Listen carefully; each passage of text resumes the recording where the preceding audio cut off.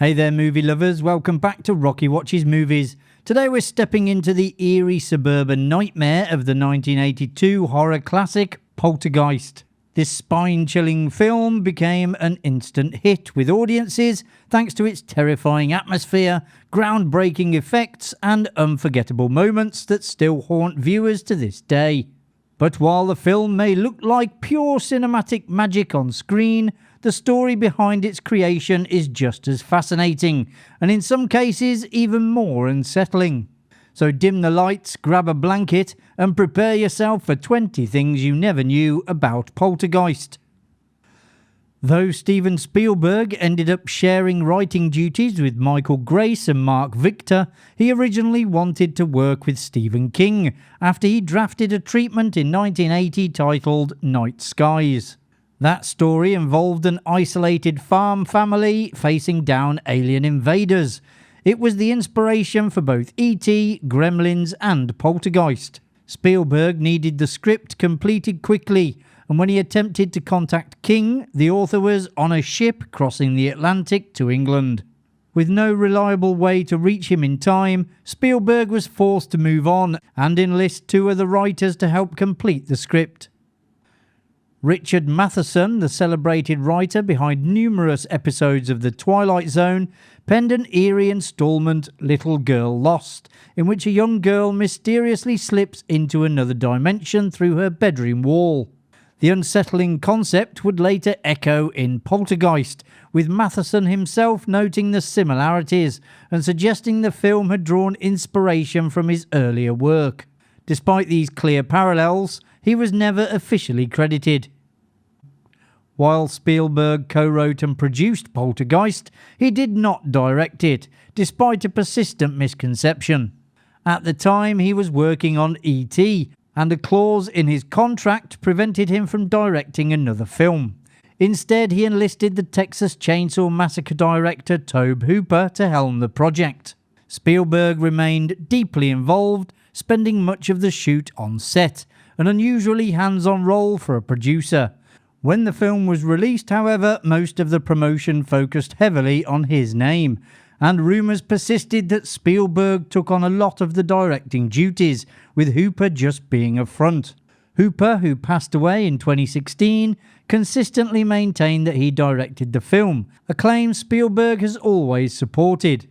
While some cast and crew have offered differing accounts over the years, most agree that Hooper was in charge. Nevertheless, speculation still exists, with some still insisting Hooper was merely window dressing for Spielberg. Drew Barrymore originally auditioned for the role of Carol Ann. However, Steven Spielberg felt her talents were better suited to a different project he was developing at the time. So instead, she was cast in E.T. the Extraterrestrial, which was released just 1 week after Poltergeist. For Carol Ann, Spielberg wanted a beatific child, every mother's dream. He screen-tested several young actresses, but none felt quite right. Fate intervened when he spotted Heather O'Rourke having lunch with her mother in the MGM commissary. She made an instant impression, so after lunch he approached the table and spoke with Heather, and the deal was reportedly made the following day. It is hard to imagine any other actor delivering the line, "They're here," with such chilling effect. During the climactic swimming pool scene, where it is revealed that the ill-fated Freeling home was built atop an ancient burial ground, real human skeletons were reportedly used as props. The decision was allegedly made for practical and budgetary reasons, as genuine skeletons were said to be easier and cheaper to source than convincing replicas at the time. What makes the story even more unsettling is that Jo Beth Williams, who played Diane Freeling, was apparently unaware of this detail during filming. She later claimed she only discovered the truth after production had wrapped.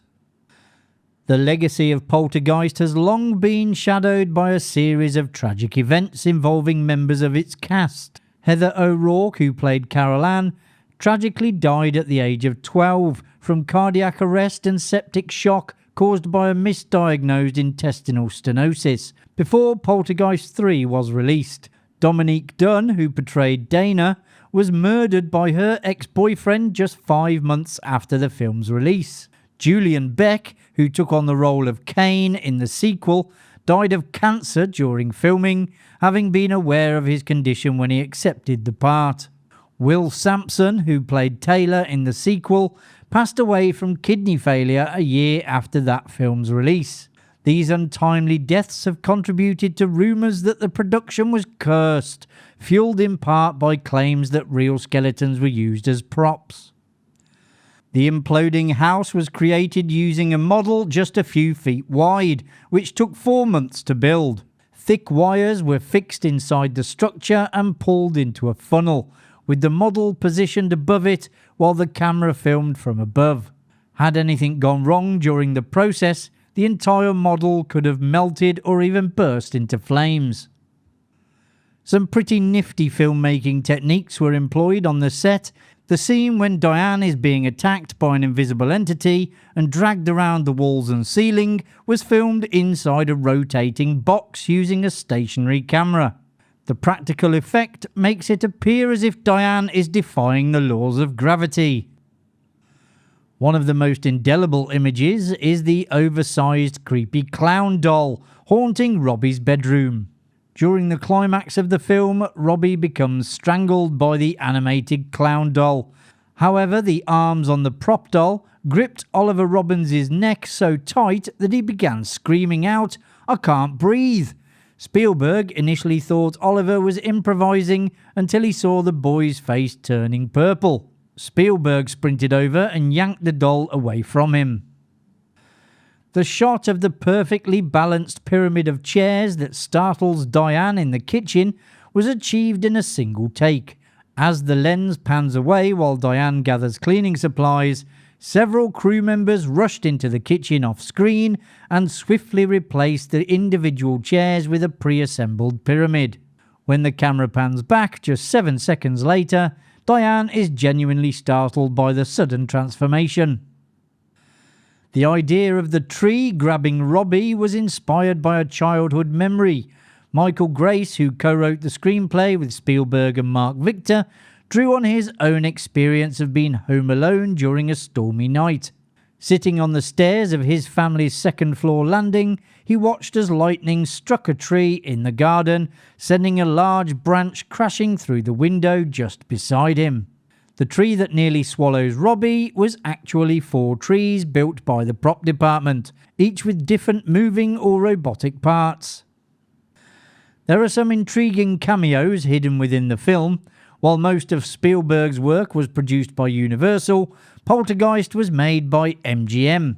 If you listen carefully during the final act, as the malevolent force attacks the house, the sound effect used is drawn from the same source as the MGM lion's roar. Another subtle cameo is in the scene where the investigator tears the flesh from his face while looking in the mirror. The hands seen on screen actually belong to Spielberg himself. It's hard to watch Poltergeist without believing the characters are genuinely terrified. Alongside strong performances, part of that realism came from the fact that, to some extent, the actors truly were frightened. To create that atmosphere, Oliver Robbins explained that Tobe Hooper encouraged the child actors to imagine their worst fears.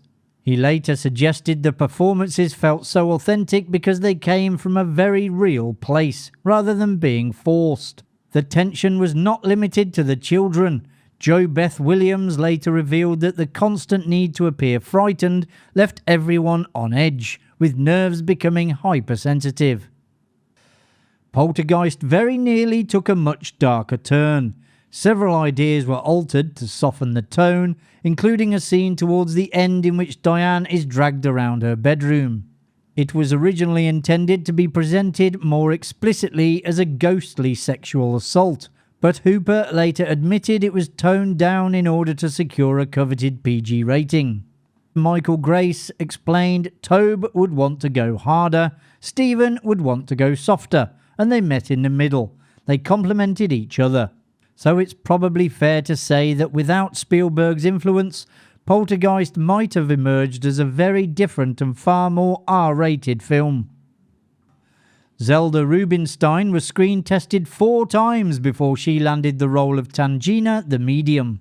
She admitted the role changed her life, even though she was only on set for 6 days of the 12-week shoot. Spielberg was already familiar with Martin Casella, who had worked as his assistant on Raiders of the Lost Ark. Casella later became a teacher as well as an actor and writer, and was eventually called in to audition for the role of paranormal investigator Marty. As the film neared completion, Spielberg hired author James Caan to write the novelisation, giving him less than a month to finish it. Despite the tight deadline, Caan embraced the challenge and worked out of Spielberg's MGM offices. Late one night, while writing in a conference room filled with video games, Caan finished the line describing thunder and lightning tearing across the sky. At that exact moment, a massive lightning strike hit the building. The lights went out, and the front of a window air conditioner blew off and flew across the room, narrowly missing him. But the strange events did not stop there. When the lights came back on, every video game in the room powered up and began playing by itself. Whether it was a part of the Poltergeist curse or simply a bizarre coincidence is open to interpretation, but it was enough to send Caan and his assistant running from the building. Poltergeist received 3 Academy Award nominations, recognising its achievements in instrumental score, sound effects editing and visual effects. An impressive feat for a horror film at the time. However, it ultimately lost all 3 categories to E.T. the Extraterrestrial, which dominated the ceremony and proved to be one of the year's biggest critical and commercial successes. After the film, a franchise was born. In 1986, Poltergeist 2, The Other Side, retained the family but introduced a new motive for the beast's behaviour, tying him to an evil cult leader named Henry Kane, who led his religious sect to their doom in the 1820s. Poltergeist 3, released in 1988, finds Carol Ann as the sole original family member living in an elaborate Chicago skyscraper, owned and inhabited by her aunt, uncle and cousin. Kane follows her there and uses the building's decorative mirrors as a portal to the earthly plane. In 2015, a remake of the original Poltergeist came out, which stars Sam Rockwell, Jared Harris and Rosemary DeWitt. In 2023, it was reported that a television series adaptation was in early development at Amazon MGM Studios, but nothing has materialised yet. And there you have it, folks. You now know a little bit more about Poltergeist. If you enjoyed the video, which I presume you did as you got this far, hit that like button and subscribe so you don't miss any future videos coming to Rocky Watches Movies. Thanks for watching. I'll see you in the next one. Bye for now.